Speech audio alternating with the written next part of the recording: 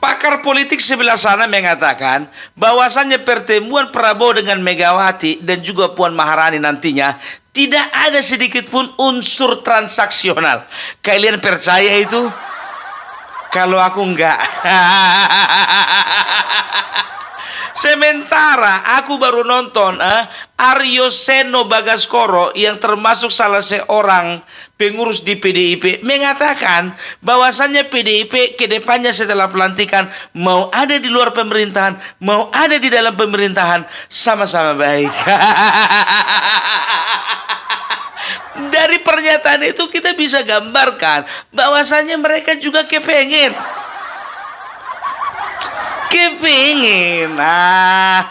Udah enak dirasa. Bayangkan kalian contoh. Kalau misalnya kerja kita di sebuah perusahaan, dapat kita misalnya gaji 15 juta. Pindah kita ke kerjaan yang gajinya cuma 5 juta, mau? Aku rasa kita akan berusaha semaksimal mungkin. Kita akan jumpai manajernya atau direktur yang baru supaya kita tetap berada di posisi awal. Supaya apa? Supaya jangan kurang mata pencarian itu. Udahlah, tahu sama tahunya kita. Ya, karena manusia itu kalau udah enak, nggak mau itu ke tempat yang nggak enak, nggak mau. Kalau udah terbiasa basah, nggak mau itu yang kiring-kiring. Ya, tonton kalian lah. Apa nama diskusinya ini? Di situ ada Aryo Seno, ada Riza dari Gerindra. Ya, ini prime time news. Ya. Jadi kalian tonton aja di situ. Jadi memang lucu memang. Kalau misalnya ada orang dari PDIP sendiri mengatakan bahwasanya kami tidak mungkin transaksional, kami tidak mungkin berada dalam pemerintahan, kami tidak mungkin bersama-sama dengan Kiprus. Buktinya tapi memang sih sebetulnya ada dua kemungkinan ya. Ada kedua kemungkinan kenapa pertemuan itu harus dilakukan ya. Harus dilakukan dari kubu Megawati. Dari kubunya Prabowo mau dilakukan nggak ada masalah. Gitu. Karena penekatan kata harus itu dari PDIP, dari Megawati, bukan dari Kim atau dari Gerindra, ya kan? Atau dari Bapak Prabowo, bukan, ya. Jadi kenapa harus ada? Yang pertama itu, ya, bisa dikatakan untuk saat ini, ya, posisi tawar dari PDIP lemah. Kalaupun berkoalisi, ya, mereka itu cenderung berkoalisi. Kalaupun beroposisi, mereka itu hanya beroposisi yang sifatnya memantau. Tidak lagi ofensif. Tidak waktu mereka waktu pada zamannya SBY, ya. Waktu zamannya SBY mereka itu memposisikan diri sebagai oposisi tapi sifatnya ofensif, ya. Ofensif, agresif dan juga bisa dikatakan ya agak ganas gitulah. Tapi kalau untuk Prabowo tidak akan mungkin, ya. Karena apa? Karena powernya PDIP itu tidak sekuat dulu lagi, ya. Karena 10 tahun ini, ya, power yang dipunyai oleh PDIP, ya, walaupun sama-sama pemenang, ya, sama-sama menang dari 2014, 2015, 2019 dan juga 2024 sekarang, ya, kalau mereka katakan itu hat-trick lah. Ya kan? Ya, tapi powernya kurang, nggak seterasa dulu lagi, ya kan? Kan itu aja yang selalu digaung-gaungkan dan juga yang selalu yang dibangga-banggakan oleh seperti Deddy Sitorus, ya kan? Dan juga kader partai PDIP yang lainnya. Mana ada di Indonesia ini partai yang pernah membuat hat-trick selama 3 kali? Oke. Ya kalau memang kayak gitu konsisten dong. Kalau bilang berada di luar pemerintahan, di luar aja, nggak usah masuk ke dalam. Jadi yang pertama itu mungkin alasannya Megawati, mereka ingin menyatakan, oke, kami akan beroposisi, tapi oposisi kami itu lebih kepada friendly opposition. Tidak lagi menyerang-nyerang. Itu dia, ya kan? Itu yang pertama. Ya karena apa? Ya biasalah, biar dapatan. Biar jangan cuma nonton doang. Gitu loh, ya kan? Terus lanjut ya. Yang kedua yang menjadi alasan kenapa PDIP harus melakukan komunikasi dengan Bapak Prabowo ya. Karena mereka itu sekarang itu sedang dilema dan sedang ketar-ketir. Karena apa? Ada wacana ya, undang-undang MD3 itu akan segera direvisi.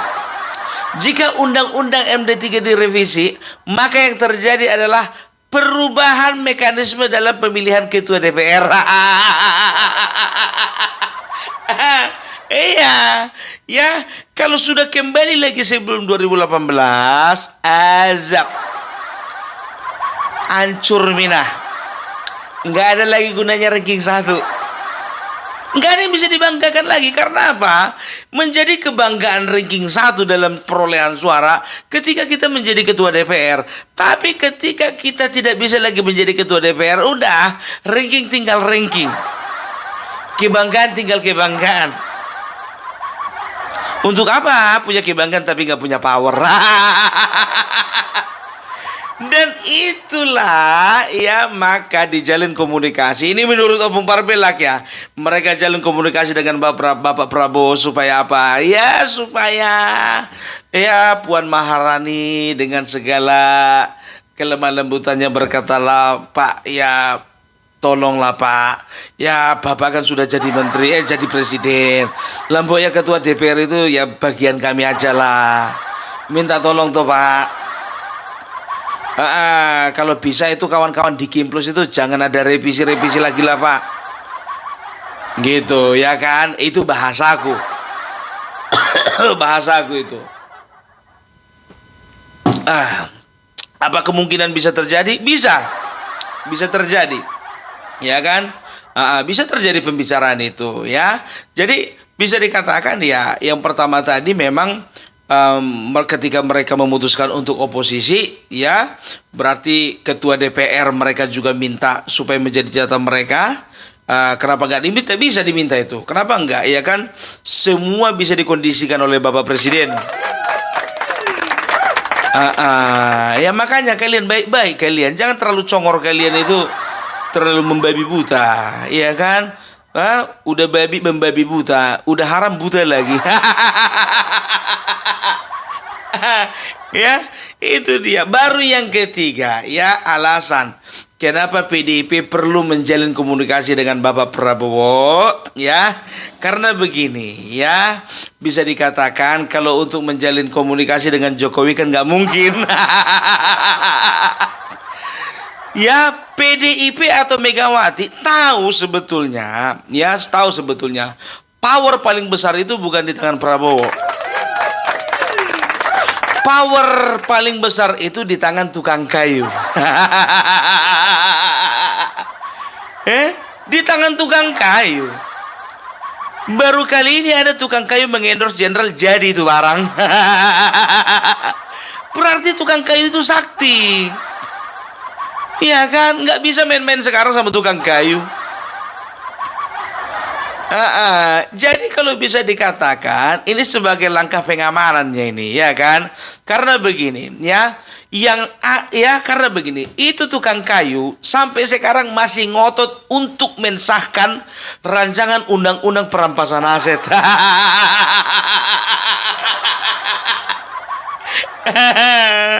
Ya kan mungkin saja, kita nggak tahu. Ini kan gambaranku, mungkin saja, ya kan, dilakukanlah pendekatan kepada Bapak Prabowo supaya apa? Supaya diundur lagi itu rancangan undang-undang perampasan aset. Karena kalau udah Bapak Bapak Jokowi sudah habis masa pemerintahan, kan ujung-ujungnya apa? Ujung-ujungnya kan semua kan keputusan berada di tangan Bapak Prabowo, kan gitu. Contohnya ya Bapak Prabowo ngotot juga, ya kan. Tidak bisa Mbak.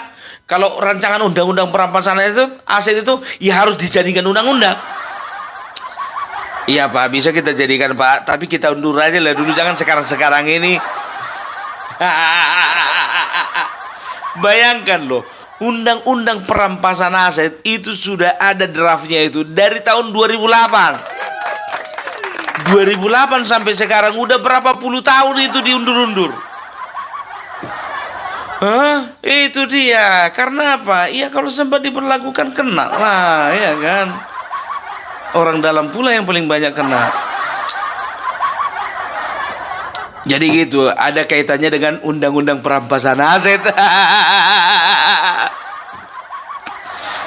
Jujur ya, aku bilang sama kalian, kalau sempat undang-undang perampasan aset ini efeknya besar, ya, besar bagi keuangan negara, tapi besar juga bagi mereka. Banyak itu yang ketangkap nanti, perhatikan kalian. DPR, kenapa kalian itu terlalu takut untuk mensahkan undang-undang perampasan aset itu?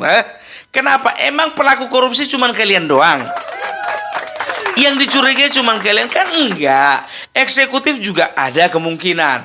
Yudikatif juga ada kemungkinan. Kementerian-kementerian itu juga ada kemungkinan. Bahkan bisa dikatakan pejabat publik di luar legislatif itu lebih banyak daripada kalian. Ya. Jadi apa salahnya? Masalahnya di mana? Ya, undang-undang perampasan aset itu disahkan, masalahnya di mana? Ya, itu dia. Tapi sekarang jadi pertanyaannya, ya, apakah ini dia? Apakah jika diadakan pertemuan antara Bapak Prabowo dengan Megawati, maka ya hubungan antara Bapak Joko Widodo dengan Prabowo itu sudah selesai?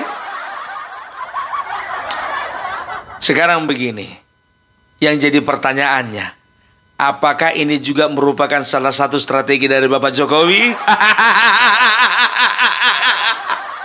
Dan mereka sudah mulai terjebak? Jangan kalian itu terlalu naif, jangan terlalu polos lah. Catur, Wak, catur. Walaupun Bapak Utut yang menjadi Grandmaster catur itu ada di PDIP, tapi the master of master itu masih ada. Masih ada di Kim. Orangnya kurus-kurus agak tinggi. Gelar-gelarnya si Mulyono. Aku bilang sama kalian, perhatikan kalian ya. Ini nggak main-main kata-kataku ini. Jokowi is Prabowo, Prabowo is Jokowi.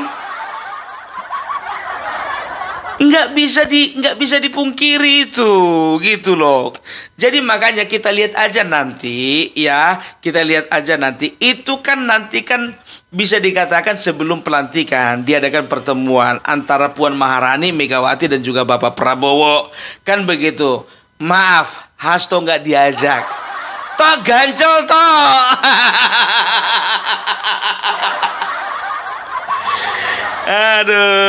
Aduh.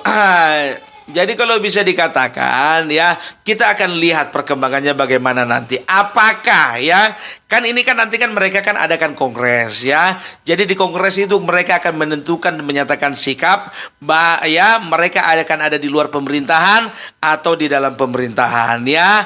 Kata ya seperti yang dikatakan oleh politisi PDIP tadi, yang baik di dalam pemerintahan ataupun di luar pemerintahan sama-sama baik. Ya kalau bisa di dalam pemerintahan dapatan, ya kalau bisa di luar juga dapatan juga lah. Jangan udah berada di luar nggak dapatan. Kayak PKS kemarin 10 tahun nggak dapatan, ujung-ujungnya sekarang di dalam aja lebih enak. Di luar panas, di dalam banyak AC.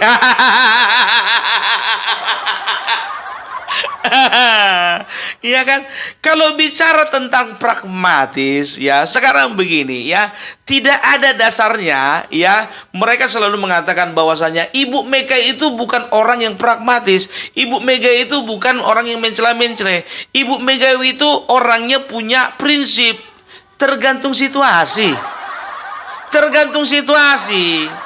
Nggak usah terlalu nggak usah terlalu naif gitu loh jadi orang. Iya kalau situasinya mendukung kenapa enggak?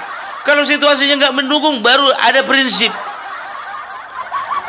Gitu dia, iya kan? Udahlah, kalau bicara tentang pragmatis, tidak ada satu partai pun yang tidak pragmatis. Tidak ada. Mau partai berlandaskan nasionalisme, berlandaskan agama, semua pragmatis. Jangan percaya dengan partai yang mengatakan bahwasanya kami akan mendukung tanpa syarat. Begitu di tengah jalan banyak kali syaratnya. Tengoklah si Anies kemarin itu.